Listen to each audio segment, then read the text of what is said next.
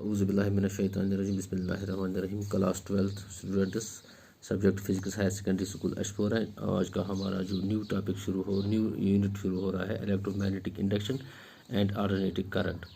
तो electromagnetic induction को हम एक एग्जांपल के तौर समझ सकते हैं कि इलेक्ट्रोमैग्नेटिक इंडक्शन क्या चीज़ है।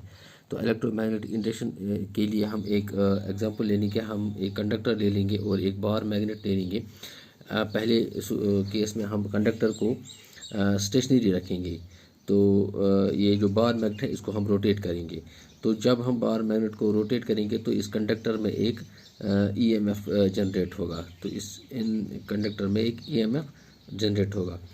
तो यानी कि बार मैग्नेट जो है इसको हम इस कंडक्टर के से कंडक्टर के इसके हम इसको रोटेट करेंगे इसके। तो ये जो है बार मैग्नेट के रोटेट करने से जो मैग्नेटिक फील्ड प्रोड्यूस होता है by its north pole and south pole, तो यहाँ इस कंडक्टर में एक ईएमएफ जनरेट होगा। तो इस ईएमएफ जब जनरेट होगा तो एक करंट इसमें फ्लो होगी। तो इसी ईएमएफ को हम कहते हैं इंड्यूस्ड ईएमएफ। तो इस जो करंट फ्लो हो रही है उस करंट को हम कहते हैं इंड्यूस्ड करंट। तो ये इस चीज़ को हम रिवर्स भी कर सकते हैं, वाइस वर्सा भी कर सकते हैं। जैसे कंडक्टर को हम अब स्टेशनरी रखेंगे और बार मैग्नेट को अब स्टेशनरी रखेंगे और कंडक्टर को हम रोटेट करेंगे, तो फिर से वही प्रोसेस होगी। यही कि मतलब इसमें कंडक्टर में एक ईएमएफ जनरेट होगा।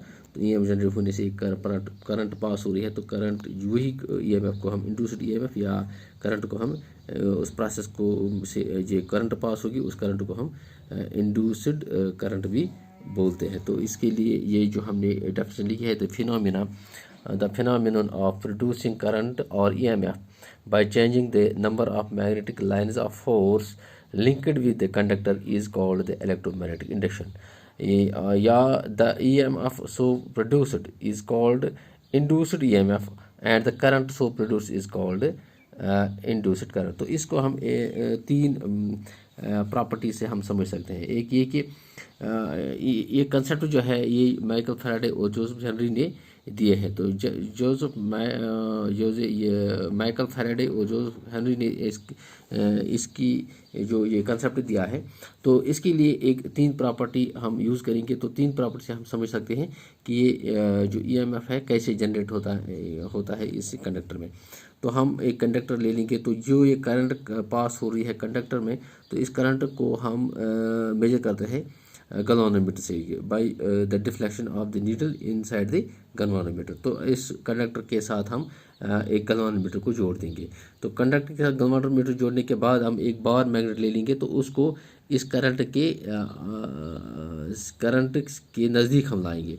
तो जो ही हम करंट को इस मैग्नेट को बार मैग्नेट को करंट के कंडक्टर के नज़दीक लाएंगे, यानी कि जिस कंडक्टर के साथ हमने गैल्वेनोमीटर जोड़ दिया है उस कंडक्टर के नज़दीक में लाएंगे, तो जो नीडल है, जो सुई है उसमें जिसमें गैल्वेनोमीटर में, तो उस गैल्वेनोमीटर में जो नीडल है वो डिफ्लेक्ट होगी राइट साइड में।